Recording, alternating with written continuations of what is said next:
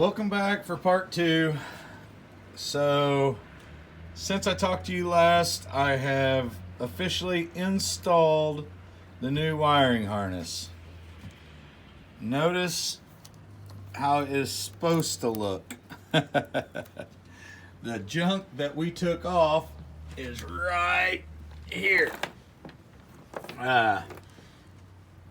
Oh yeah, look at that mess. I never figured out which wire went to which pin.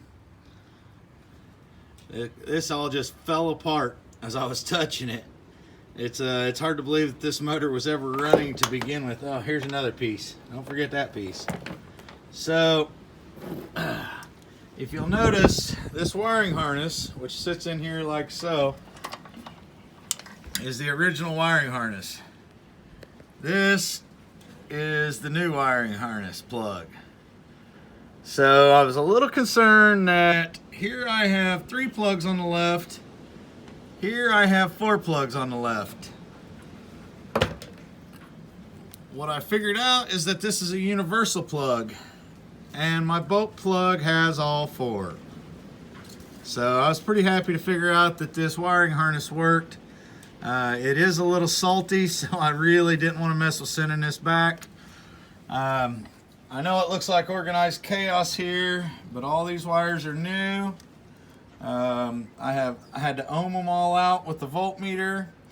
The only issue that I had was coming off the positive terminal here. In the old wiring harness, there was a wire that came up and basically wire tied on to these 2 green wires. From there, one green wire went here. Let me turn this so you can see it. Right here where those 2 red wires are plugged in. And the other green wire landed here. So I did not have 2 wires coming out of that wire harness, and neither did the guy originally. So what he did was scab on 2 wires and ran them both back to this wire, which goes all the way back to the wiring harness.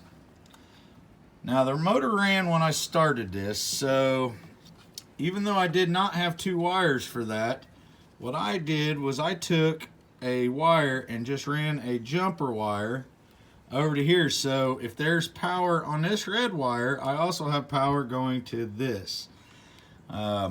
Whether that's right or not, I'm not sure. I will consult the manual as soon as it arrives in the mail and figure out. Now the extra plug that I showed you is this orange wire. So there is a possibility that this orange wire may go to this terminal, but until I get the manual, I can't say for sure. All I know is that the mower, the boat motor ran in the state that it was in when I started this. So I've cleaned up these wires, and when I get this thing back together, I will zip tie them up nice and neat. But for now, I need to keep them out of the way. A little helpful hint. I know this looks like a bunch of chicken scratches, but I actually drew a diagram of the old one and listed which wires and where they went. And I drew a diagram of the new one. Most of the wire colors were not the same, but I was able to figure out which one went where. So by jotting this down, I could guarantee that even if I got confused up here, I always had a reference. That's a key anytime you're doing electrical work, is to make notes. Make notes. So my wiring harness is officially installed and feels good and solid. I'm real happy about that, and I know it looks like a mess here, but this will all be cleaned up when I install this. When I install my plate back up here. So for now, my next step is going to be this fuel pump. I'm still waiting on this rebuild kit, so it won't happen tonight. I should have this in the next few days. hopefully the weather holds out and I can get out here and get this replaced. And so that'll be the next episode, is the fuel pump. Thanks for watching.